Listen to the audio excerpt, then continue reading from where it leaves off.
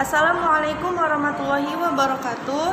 Perkenalkan, nama saya Irma Damayanti dari jurusan Manajemen Dakwah B semester 4 dengan NIM 0104202012. Di sini saya akan mempresentasikan jawaban UAS tafsir tematik dengan dosen pengampu Bapak Muhammad Iqbal Abdul Muin.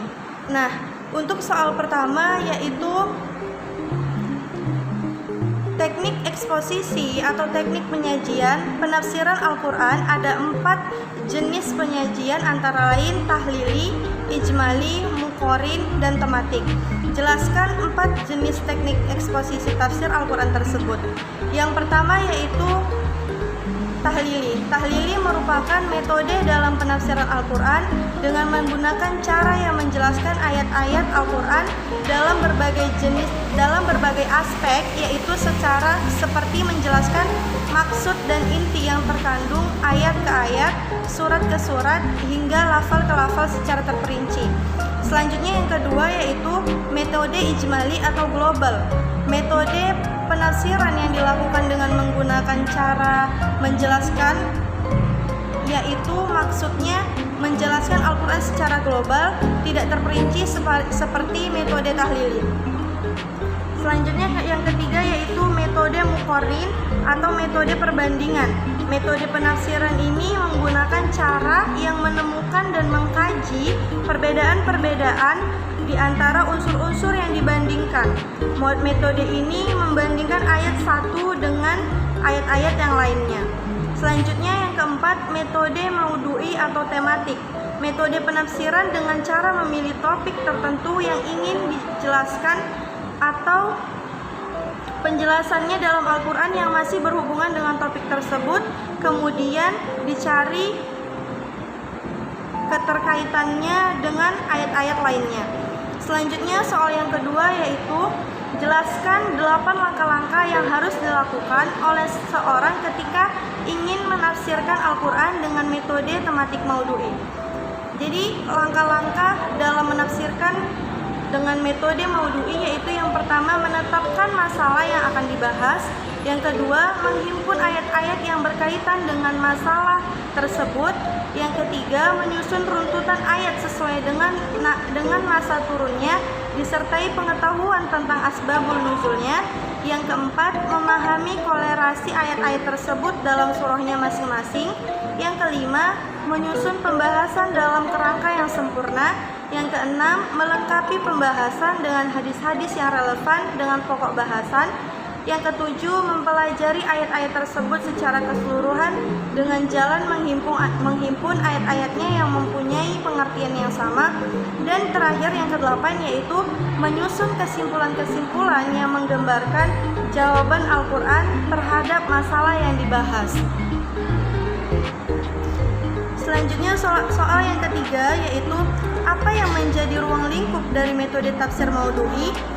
Yang menjadi ruang lingkup dari metode tafsir maudu'i adalah metode tafsir yang berusaha mencari jawaban Al-Quran dengan cara mengumpulkan ayat-ayat Al-Quran yang mempunyai tujuan yang satu, yang sama-sama membahas topik judul tertentu dan menerbitkannya sesuai dengan masa turunnya, selaras dengan sebab-sebab turunnya, kemudian memperhatikan ayat-ayatnya dengan penjelasan-penjelasan, keterangan-keterangan, dan hubungan-hubungannya dengan ayat-ayat lain, kemudian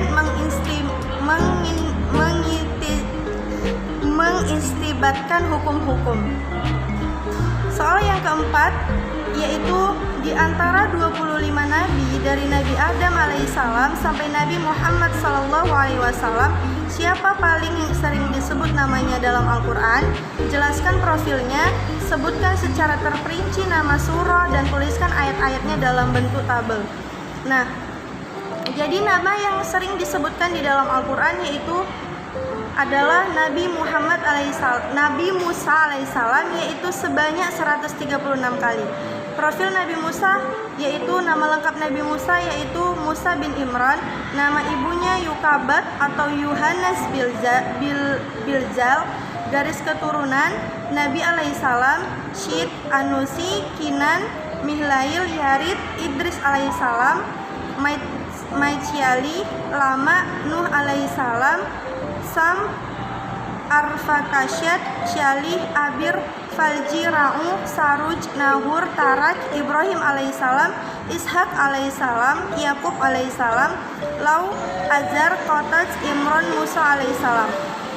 Usia 120 tahun, periode sejarah 1527 sampai 1407 sebelum Masehi. Tempat diutus yaitu Sinai di Mesir. Jumlah keturunan 2 anak, Azir dan Zarishyun. Dari istrinya bernama Safura binti Syuaib alaihissalam. Tempat wafat Gunung Nebu atau Bukit Nabu di Yordania. Sebutan kaumnya yaitu Bani Israel dan Fir'aun. Selanjutnya ayat-ayat yang menjelaskan tentang disebutkan Nabi Musa dalam Al-Quran, yaitu Quran Surah Al-Baqarah ayat 61, Quran Surah Al-Baqarah ayat 136, Quran Surah Al-Baqarah ayat 246, Quran Surah Al-Baqarah ayat 248, Quran Surah Al-Imran ayat 84, Quran Surah Al-Ma'idah ayat 20, Quran Surah Maryam ayat 51, dan Quran Surah Al-Ahzab ayat 7.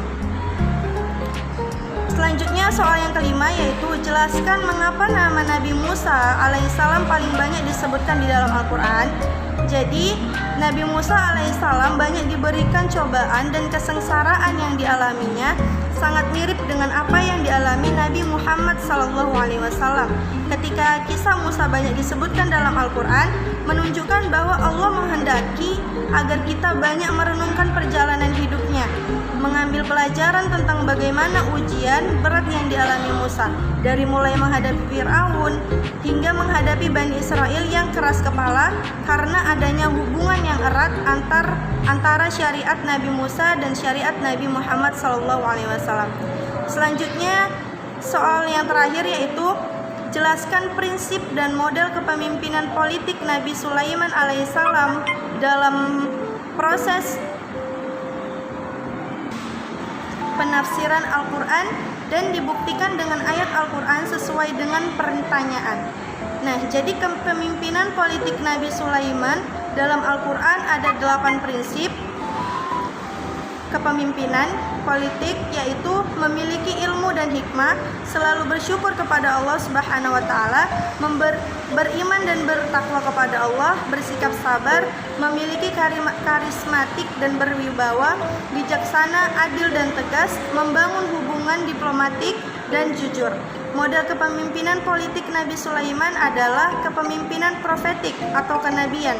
Model kepemimpinan yang terdapat dalam kisah kepemimpinan Nabi Sulaiman alaihissalam adalah kemampuan manajemen yang bagus, tanggung jawab sosial yang begitu besar, kedisiplinan dan ketegasan yang tidak dapat ditoleransi oleh para pengikutnya, melakukan pemeriksaan terhadap segala laporan dan melakukan penyelidikan terhadap laporan, dan menjunjung tinggi moral seseorang pemimpin, yang mana seorang pemimpin tidak mudah diperdaya oleh harta benda, sehingga dengan konsep kepemimpinan ini membuat kepemimpinan Nabi Sulaiman berdiri dengan kokoh dan disegani oleh lawannya.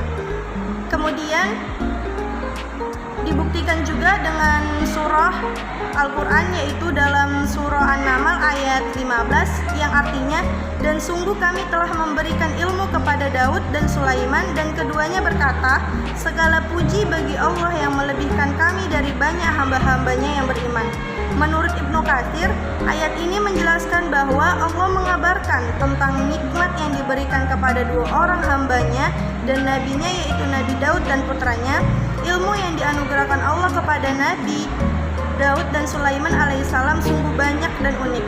Nabi Daud misalnya dianugerahkan kemampuan membuat perisai dan diajarkan hikmah dan kemampuan menyelesaikan perselisihan.